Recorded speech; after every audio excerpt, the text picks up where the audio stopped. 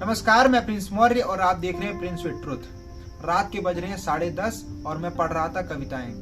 यही कविताएं पढ़ने के दौरान मेरे सामने एक ऐसी कविता आई जिसने मुझे पूरा झकझोर के रख दिया और मुझे तुरंत लगा क्यों ना ये कविता दूसरों तक पहुंचाई जाए। क्यों?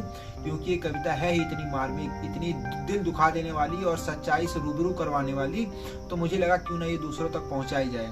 ये कविता जो लिखने वाले हैं, जो इसके रचयिता है, उनका नाम है रमाशंकर यादव विद्रोही और इस कविता को इन्होंने शीर्षक दिया है औरतें।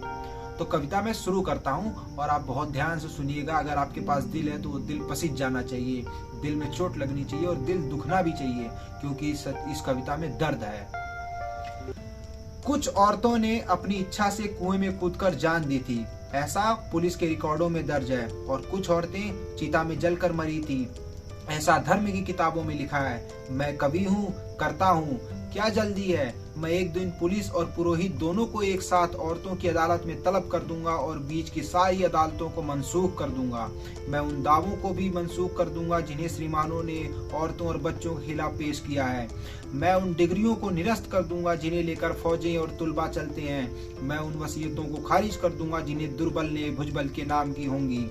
मैं उन औरतों को जो कुएं में कूद कर या चिता में जलकर मरी हैं फिर से जिंदा करूंगा और उनके बयानात को दोबारा कलम बंद करूंगा कि कहीं कुछ छूट तो नहीं गया, कि कहीं कुछ बाकी तो नहीं रह गया, कि कहीं कोई भूल तो नहीं हुई।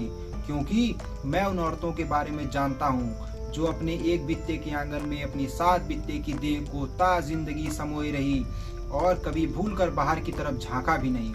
और जब वह बाहर निकली तो औरत नहीं, उसकी लाश निकली जो खुले में पसर गई है माँ मेदिनी की तरह। और एक औरत की लाश धरती माता की तरह होती है दोस्तों, जो खुले में फैल जाती है। थानों से लेकर अदालतों तक मैं देख रहा हूँ कि जुल्म के सारे सबूतों को मिटाया जा रहा है। चंदन चर्चित मस्तक को उठाए हुए पुरोहित और तमगों से लैस सीनों को फुलाए हुए सैनिक महाराज की जय बोल रहे हैं। वे महाराज जो मर चुके हैं और महारानियां सती होने की तैयारियां कर रही हैं। और जब महारानियां नहीं रहेंगी तो नौकरानियां क्या करेंगी, इसलिए वे भी तैयारियां कर रही हैं। मुझे महारानियों से ज्यादा चिंता नौकरानियों की है, जिनके पति जिंदा हैं और बेचारे रो रहे हैं। कितना खराब लगता है एक औरत को अपने रोते हुए पति को छोड़कर मरना, जबकि मर्दों को रोती हुई औरतों को मारना भी खराब नहीं लगता। औरतें रोती जाती हैं, मर्द मारते जाते हैं। औरतें और जोर से रोती हैं, मर्द और जोर से मारते हैं। औरतें खूब जोर से रोती हैं, मर्द इतनी जोर से मारते हैं कि वे मर जाती हैं। इतिहास में वह पहली औरत कौन थी जिसे सबसे पहले जलाया गया, मैं नहीं जानता, लेकिन जो भी रही होगी मेरी माँ रही होगी। लेकिन मेरी चिंता यह है कि भविष्य में वह आखिरी औरत कौन होगी जिसे सबसे अंत में जलाया जाएगा। वह जो भी होगी मेरी बेटी होगी और मैं यह होने नहीं दूंगा।